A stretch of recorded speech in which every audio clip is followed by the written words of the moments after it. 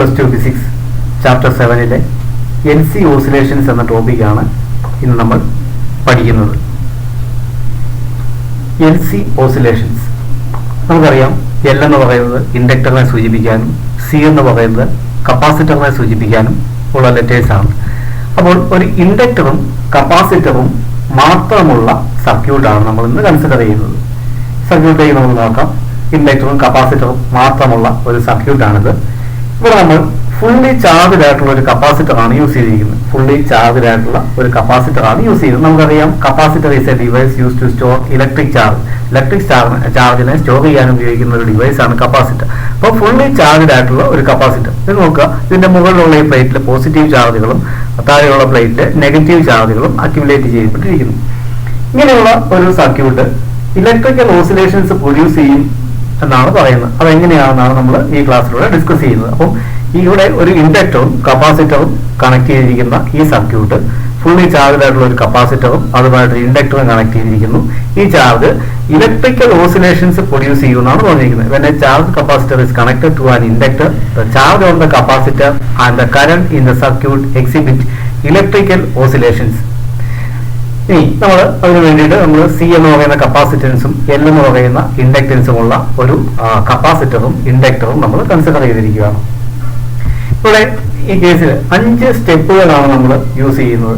അതിൽ 5 സ്റ്റെപ്പുകളാണ് ഇത് ഫോളോ ചെയ്യുന്നത്. അതിലെ ആദ്യത്തെ നമുക്ക് നോക്കാം. First one, capacitor fully charged ആണ്. കപ്പാസിറ്റർ നമ്മൾ പറഞ്ഞു ഫുള്ളി ചാർജ്ഡ് ആയിട്ടുള്ള ഒരു കപ്പാസിറ്റർ ആണ്. ആ കപ്പാസിറ്ററിലുള്ള ചാർജ് എന്ന് പറയുന്നത് ക്യാപിറ്റൽ Q ആണ്. Let Q B the charge on the capacitor. Let Q B the charge of the capacitor. ഇനി നമ്മൾ പറഞ്ഞിരിക്കുകയാണ്, ഈ സമയത്ത് ഇൻഡക്ടറിലൂടെ കറണ്ട് ഫ്ലോ ഒന്നുമില്ല. ഇൻഡക്ടറിലൂടെ കറണ്ട് ഫ്ലോ ഒന്നും ഇല്ലെങ്കിൽ ഈ സർക്യൂട്ടിന്റെ ടോട്ടൽ എനർജി എന്ന് പറയുന്നത് കപ്പാസിറ്ററിന്റെ അകത്തുള്ള ഇലക്ട്രിക്കൽ ഫോമിലായിരിക്കും, അല്ലെങ്കിൽ കപ്പാസിറ്ററിലായിരിക്കും ടോട്ടൽ എനർജി സ്റ്റോർ ചെയ്തിരിക്കുന്നത്. അത് ഇലക്ട്രിക്കൽ ഫോമിലായിരിക്കും പറഞ്ഞിരിക്കുന്നത്. If no current flows through the inductor, ഇൻഡക്ടറിലൂടെ കറണ്ട് ഫ്ലോ ഒന്നുമില്ല. അപ്പം ചാർജ് മുഴുവൻ എവിടെയാണ് സ്റ്റോർ ചെയ്തിരിക്കുന്നത്?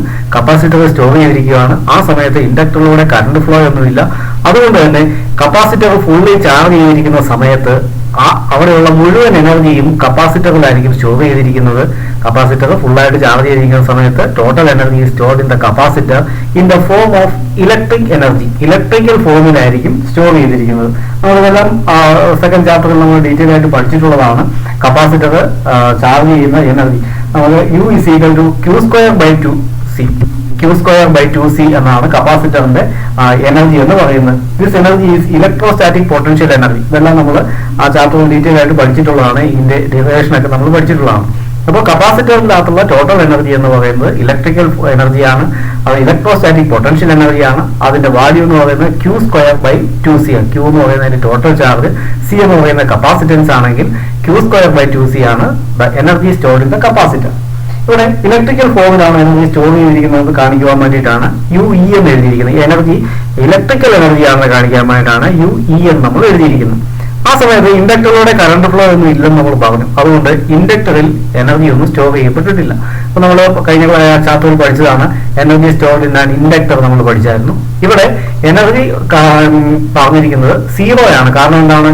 ഇൻഡക്ടറിലൂടെ കറണ്ട് ഫ്ലോ ഒന്നുമില്ല. അതുകൊണ്ട് ഇൻഡക്ടറിലുള്ള എനർജി എന്ന് പറയുന്നത് എന്തായിരിക്കും? 0 ആയിരിക്കും. The total energy is stored in the capacitor in the form of electric energy Q²/2C.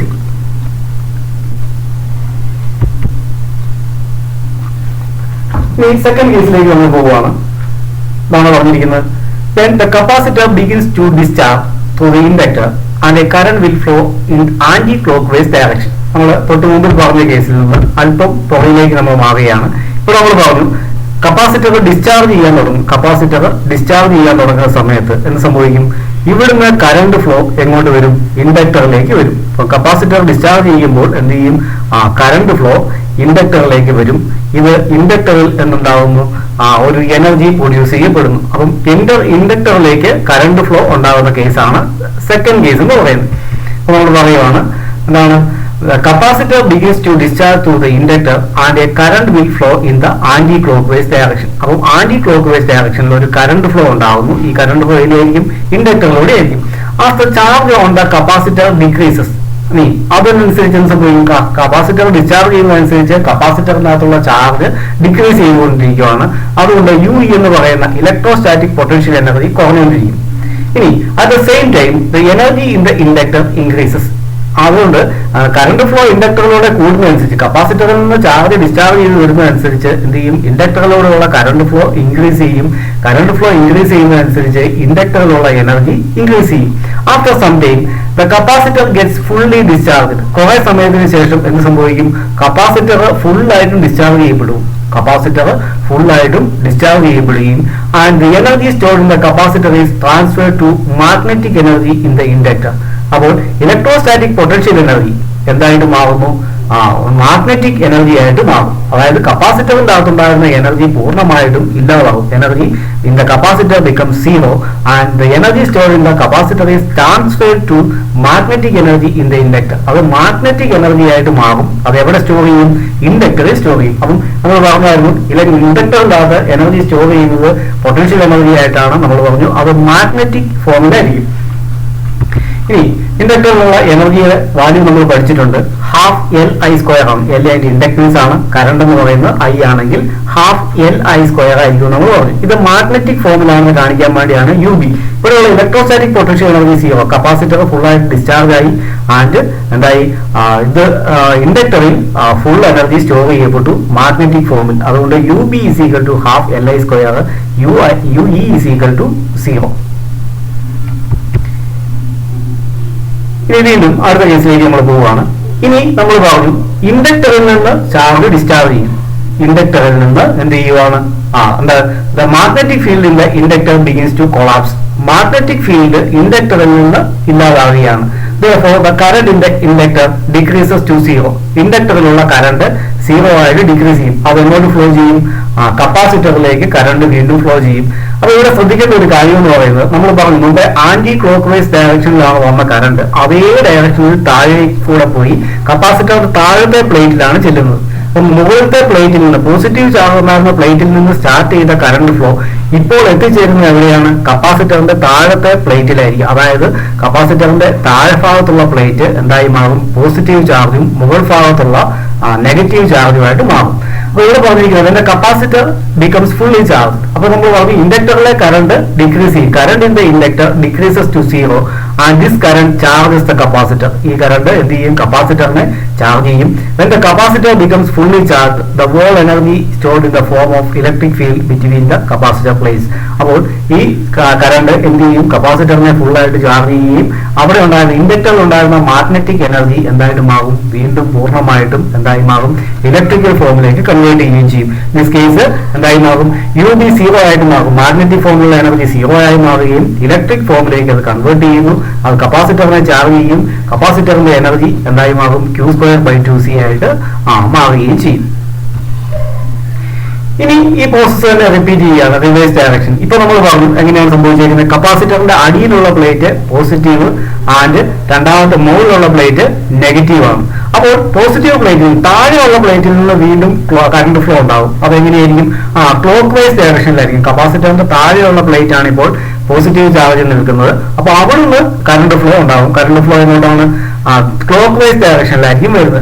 അപ്പോൾ ദിസ് കപ്പാസിറ്റർ അഗെയിൻ ഡിസ്ചാർജ്. വീണ്ടും കപ്പാസിറ്റർ ഡിസ്ചാർജ് ചെയ്യാൻ തുടങ്ങും. The current through the inductor increase. കണ്ടക്ടറിലുള്ള കറണ്ട് ഇൻക്രീസ് ചെയ്യുകയും എന്ത് ചെയ്യും?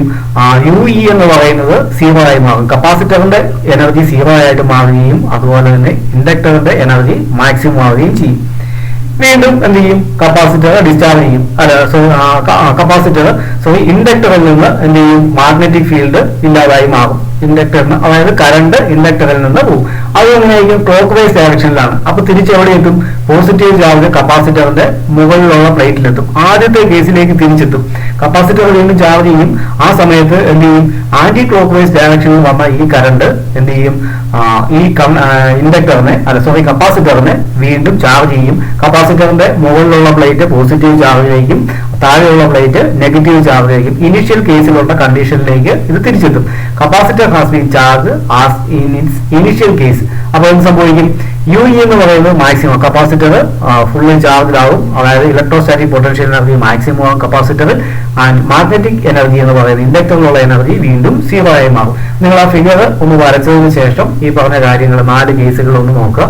ഫസ്റ്റ് കേസിൽ നമ്മൾ പറഞ്ഞു കപ്പാസിറ്റർ ഫുള്ളി ചാർജിലാണ്, ഇൻഡക്ടർ ഉള്ള എനർജി 0 ആണ്, ഇൻഡക്ടറിലൂടെ കറണ്ട് ഫ്ലോ ഇല്ല. അപ്പോൾ കപ്പാസിറ്ററിന്റെ മുകളിലുള്ള പ്ലേറ്റ് പോസിറ്റീവ് ചാർജും താഴെയുള്ള പ്ലേറ്റ് നെഗറ്റീവ് ചാർജും ആണ്.